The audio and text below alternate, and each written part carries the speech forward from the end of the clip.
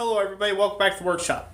So today I wanted to take and make a real quick talk about something that came up in a recent blacksmithing class I just got done teaching that you all well know for anybody who's been subscribed to me any length of time.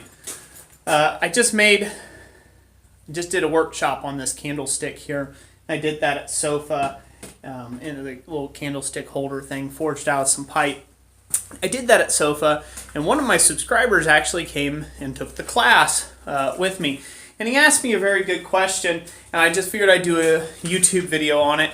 And, I just figured I'd do a YouTube video on it. In fact, I even stated that when he asked the question that it would make a good YouTube video. So, the question that he asked was, Roy, since you do this as a business, why would you tell everybody how to take and do it as a business as well?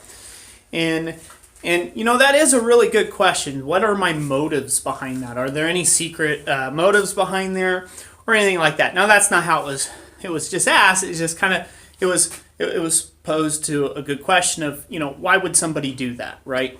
And so here's my answer for that, because I'm sure other people would like to know as well. Why am I so sharing with my business knowledge and my how-to business videos and how to do what I do?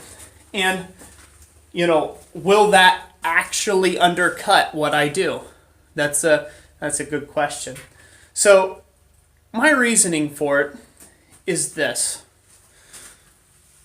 I'm a young man right now, but I won't be a young man in 20 years.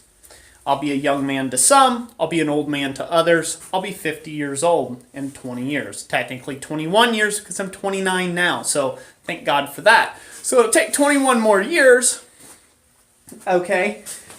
In 21 more years, I'll be 50 years old, okay? And so what I have seen and what I have experienced in the blacksmithing trade is guys, they peak out about 50 in this craft, because the process of time starts taking a hold of you. You're starting to get older. There's guys that definitely smith and, continue to smith well up into their 80s and 100. Well, I don't know if there's any 100-year-old blacksmiths, but, there's guys that definitely smith way up into their 80s. Look at Yuri Hoffy, okay? And I know a few smiths that are still doing it, or some guys that are just getting into it. So is it too late? No, it's not, okay? But there is this period of time where I'm going to be able to do my best work. And I know that I can feel it. Maybe your best work's still out there. Maybe you're sitting at 45 and you've got the best years of your life over the next 10 years. And you're going to have the most expertly crafted things. But for me, I know that my time is about around, it's from what I've seen. From what I've seen. And about that 50-year-old mark, you kind of start going the opposite way. Are you still smart? Yes, you are. Do you still have those things available to you and all your faculties to get? Yeah, you do. You do. Can you do awesome and amazing ironwork? Yes, you can. But if something changes at that age, it seems like, and you get more focused on,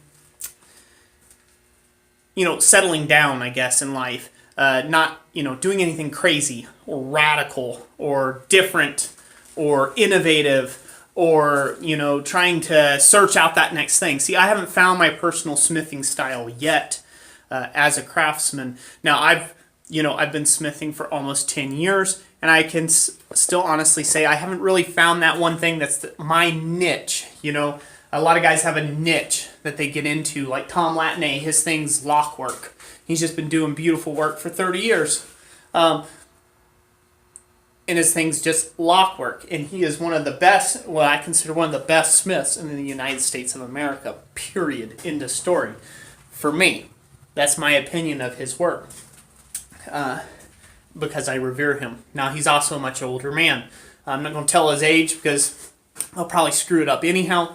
But for me, going forward, okay, it is more important for me to leave a legacy behind myself. This is a long-winded answer, and I know it. Just stick with me here, ladies and gents. For me, it's more important for me to leave a legacy behind me of guys that I have helped. That I have helped out to become better. It's more important for me. Reason why is because people that keep things to themselves, knowledge, skill, things like that, they fall off in obscurity. They're obscure right now. Nobody knows their name. Nobody knows who they are. They could be the best blacksmith in the world. But there again, they're not willing to share. They're not willing to pass down that knowledge or give that knowledge to the next generation of smiths. I'm, however, on the contrary. I want to be remembered for something. I want to do something impactful in life, and I want to change lives by what I do. It's the whole reason why I named my business Christ-Centered Ironworks, was to keep the Christ at the center of my business, because Christ has been one of the biggest changers of my life, more than this online community on YouTube could ever know. He has influenced and have changed me radically different than the way I was as a much younger man. Now, with that being said, I want to have that same impact and same influence on other guys' lives. And, here's the raw facts. You can't expect to do a hobby or get somewhere or find something. And a lot of times I hear guys, they say, oh man, this is just, God, I love doing this so much and I feel so fulfilled at it, but I could just never do it as a business. And why couldn't you? Why couldn't you do that as a business? They can't do it as a business because of the mentality behind it. Okay, and that's what I realized, that, I can take and help dispel some of the myths about the business of blacksmithing. And you think about it, the guys that don't want any competition, so to speak. I don't really believe in competition. We are such a small, undefinable amount of a percentage on this planet with 7.3 billion people. And you've heard me state this before, that I don't believe in competition. There's so much pie left after Roy takes his one little licking off the crust here. There is so much pie left for the rest of the smiths out there in the world. Now, where undercutting comes in, aren't you worried that somebody's going to copy you or take your business model to heart and they're going to start acquiring your clients? Well, the funny thing about that is my clients don't come to me just because of the iron work. They come to me because they believe in the message. They believe in the heart behind the product.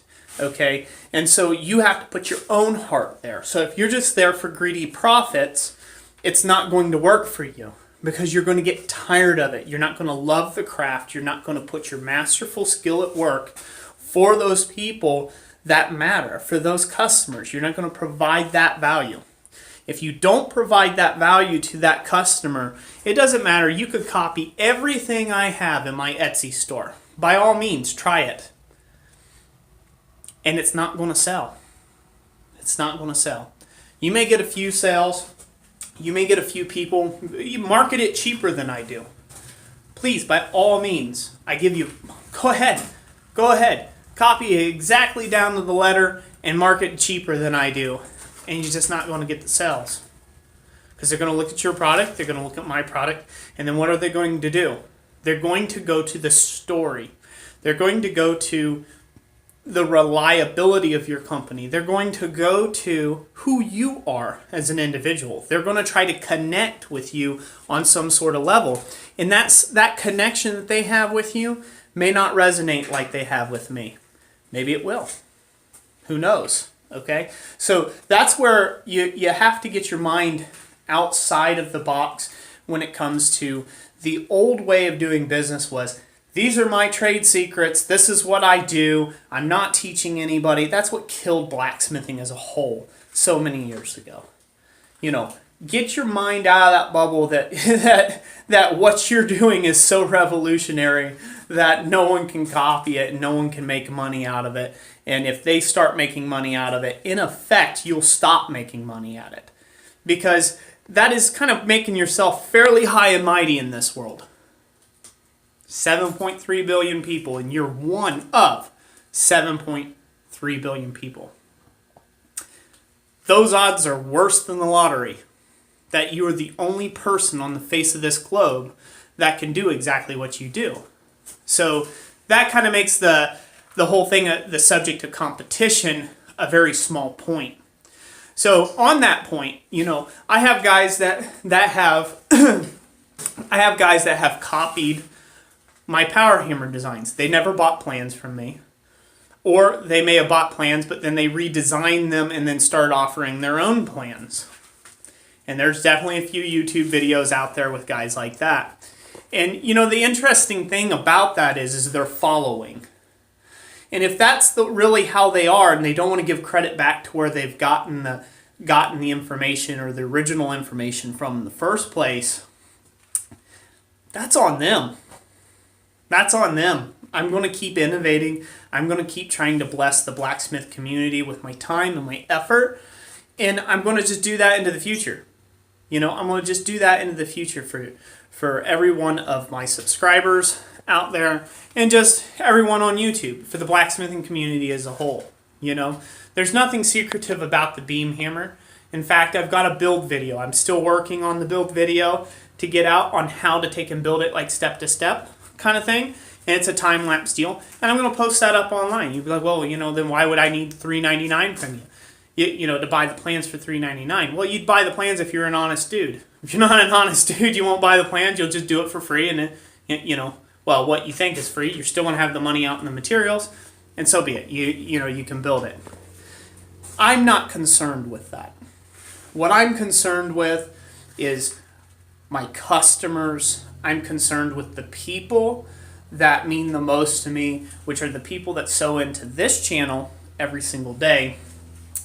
For my customers that take their hard-earned dollars and put them in my bank account and trust me with that to make them an item of beauty and, you know, to make them a piece of art, I greatly appreciate that. That's where I put my trust.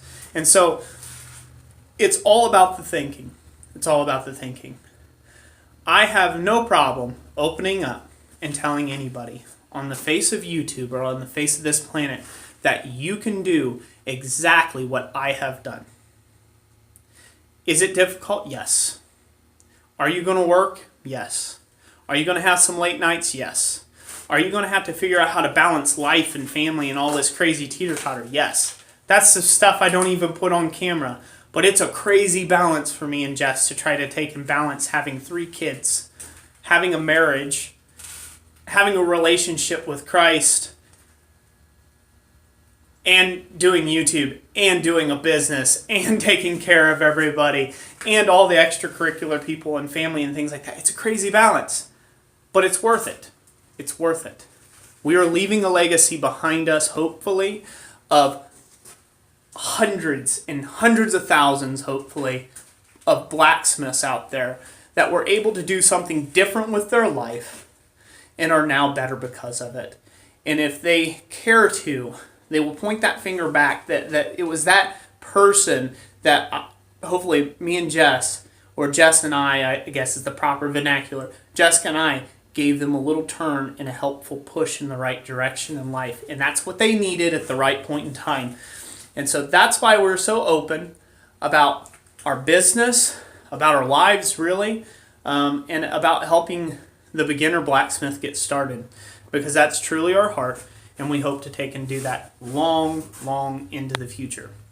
So, I know this is a long-winded video. It's a kind of a long-tail answer because you're taking and putting out a actual feeling and the reason why we do what we do versus just asking the question, how much money do you make?